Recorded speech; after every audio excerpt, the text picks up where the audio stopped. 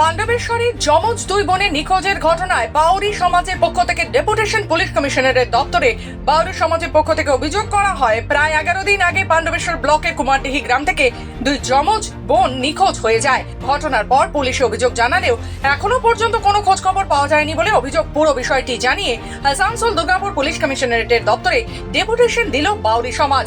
তাদের দাবি অবিলম্বে বছর দশেকের এই দুই বোনকে খুঁজে বার করুক পুলিশ। পাণ্ডবেশ্বরের বুকে কুমারডিহি গ্রাম বলে একটা গ্রাম আছে, সেখানে দুটো বাচ্চা 10 বছরের বাচ্চা নিখোঁজ হয়ে যায়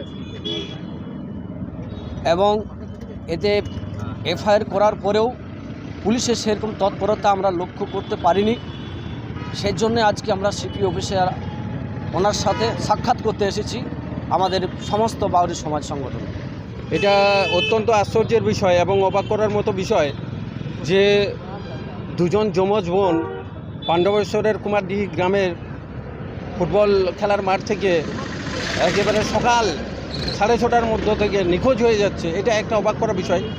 আমাদের সংগঠন, আমাদের বাউরি সমাজের সমস্ত সংগঠন এবং অন্যান্য লোকাল যে সমস্ত সামাজিক সংগঠনগুলো রয়েছে সকলেই আমরা কিন্তু এতে ব্যথিত এবং মর্মাহত। আমরা এটাকে কি বলবো, প্রশাসনের উদাসীনতা নাকি প্রশাসনের ব্যর্থতা, এটা ভাবার বিষয় আছে। তার কারণ 11 দিন হয়ে গেল, আমরা থানাতেও গেছি, থানার সাথে আমাদের সরাসরি যোগাযোগও রয়েছে। সমস্ত সংগঠনের পক্ষ থেকে আমরা চাপ দিচ্ছি, কিন্তু পুলিশ এবং প্রশাসন আমাদের কাছ থেকে কখনো 2 দিন কখনো 4 দিন সময় চেয়েছে। অত্যন্ত দুর্ভাগ্যের বিষয় যে আর কতদিন লাগবে। এই পশ্চিম বর্ধমান জেলার আমাদের পাণ্ডবেশ্বর থানা থেকে দিনের আলোতে, চোখের আলোতে, নিমেষের মধ্য দিয়ে দুটি ফুটফুটে বাচ্চা হারিয়ে গেল। অথচ আমরা কমিশনারেট এলাকায় বাস করছি, যেখানে 10 থেকে 11টা আইপিএস অফিসার আছে। তারা কি করছে আমরা বুঝে উঠতে পারছি না। দুটো ফুটফুটে মেয়েকে যারা রিকভারি করতে পারছে না, উদ্ধার করতে পারছে না, এটা একটা উদ্বেগের বিষয়।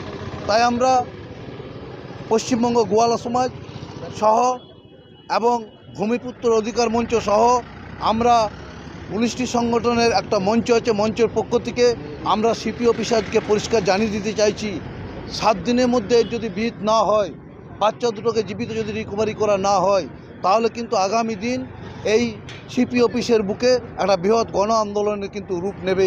এর জন্য যদি কোনো ঘটনা ঘটে, কোনো আইন শৃঙ্খলা অবনতি হয়, তার জন্য দায় দায়িত্ব থাকবেন এই সিপি সাহেব, যিনি আমাদের মাথার উপর বসে আছেন।